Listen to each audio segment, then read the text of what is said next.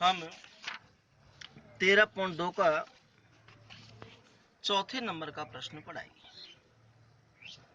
एक रोलर का व्यास 84 सेमी है। देखो, व्यास दे रखा है 84 सेमी। त्रिज्या व्यास की आधी होती है। हम व्यास में 2 का भाग दे देंगे, त्रिज्या आ जाएगी। आगे कह रहा है और लंबाई 120 सेमी है। लंबाई का मतलब होता है ऊंचाई। ऊंचाई दे रखी है यहाँ 120 सेमी।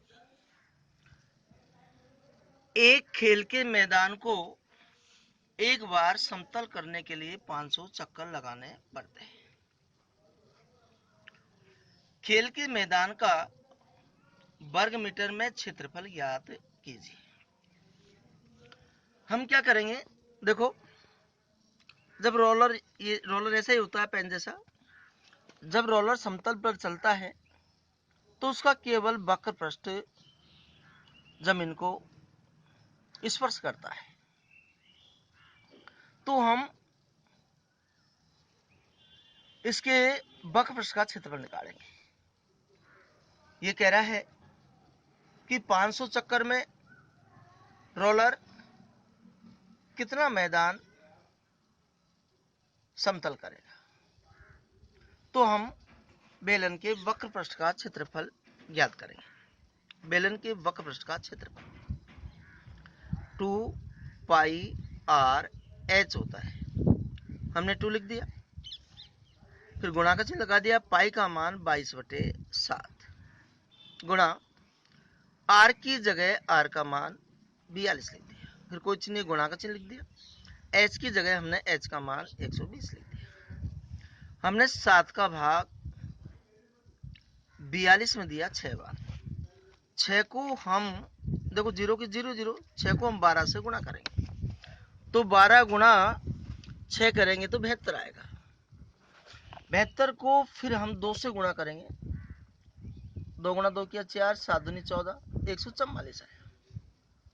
144 को हम 22 से गुणा करेंगे, 22 चौको 88, हासिल 8, 22 चौको 88 और 8 96, हासिल 9, 22 से 22 और 9 31, 31 68 आए वर्ग सेमी। अब जो यह मैदान को समतल करा रहा है उसमें वर्ग मीटर में पूछ रहा हमसे, तो हम ये वर्ग सेमी को हम वर्ग मीटर में बदलेंगे। तो एक वर्ग मीटर में 10,000 वर्ग सेंटीमीटर होते हैं। तो इसमें 10,000 का भाग दे देंगे। एक जीरो से एक जीरो। अब इसमें 3 जीरो, तो हम 1 2 3 के बाद में यहाँ पॉइंट लगा देंगे। वर्ग मीटर आ गया। चूंकि एक चक्कर में रोलर मैदान को समतल करने में क्षेत्र तय करता है 3.168 वर्ग मीटर। 500 चक्कर की बात करेगा तो इसलिए 500 चक्करों में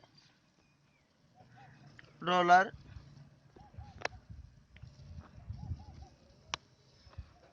मैदान को समतल करेगा बराबर 3.168 गुणा 500 कर देंगे। 2 जीरो की 2 जीरो, 5 गुणा 8 करेंगे 40 आएगा। हासिल 4 6 पंजो 30 और 4 34, हासिल 3, 5 एकम 5 और 3 8, 5 15। यहाँ 3 के बाद में पॉइंट 1584 वर्ग मीटर। अब देखो, सवाल में पढ़कर हम लाइन लिख देते हैं। यह कह रहा है खेल के मैदान का वर्ग मीटर में क्षेत्रफल बराबर आया 1584 वर्ग मीटर। ये हमारा आंसर आया। हाँ जी, 13.2 का 5वें नंबर का प्रश्न। किसी बेलनाकार स्तंभ का व्यास दे दिया 50 सेमी। अब त्रिज्या निकालेंगे तो त्रिज्या व्यास की आधी होती है। इसमें 2 का भाग देते हैं। 25 सेमी हो गया। अब कह रहा है ऊंचाई दे दी 3.5 मीटर। 12 रुपये 50 पैसे प्रति वर्ग मीटर की दर से इस स्तंभ के वक्र पृष्ठ पर पेंट कराने का व्यय पूछ रहा है।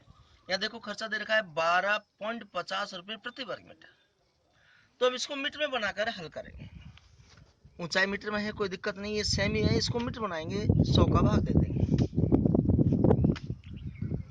25/100, नीचे 2 जीरो, 2 के बाद में पॉइंट लगाते हैं।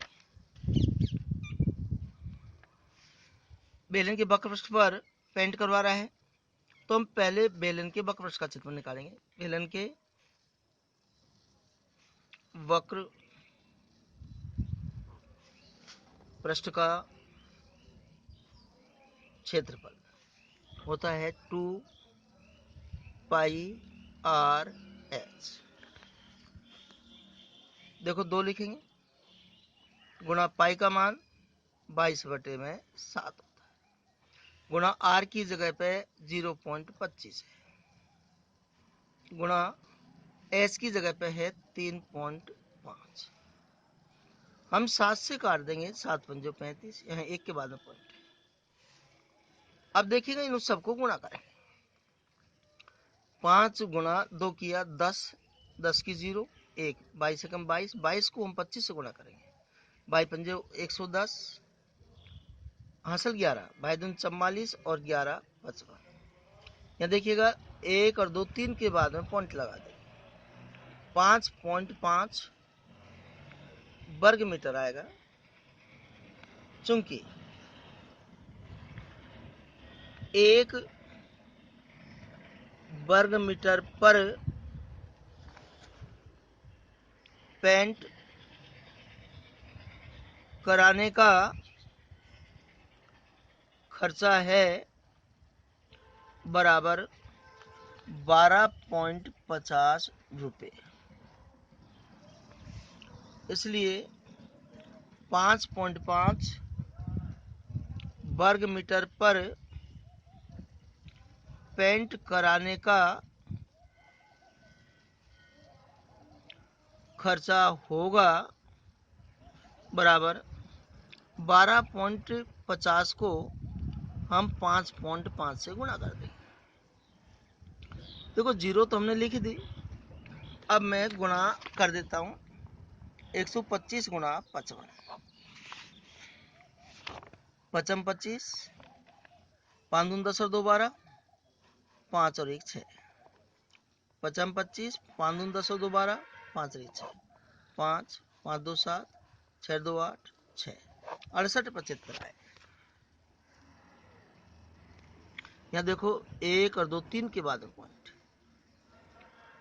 68.75 रुपये ये हमारे आंसर है।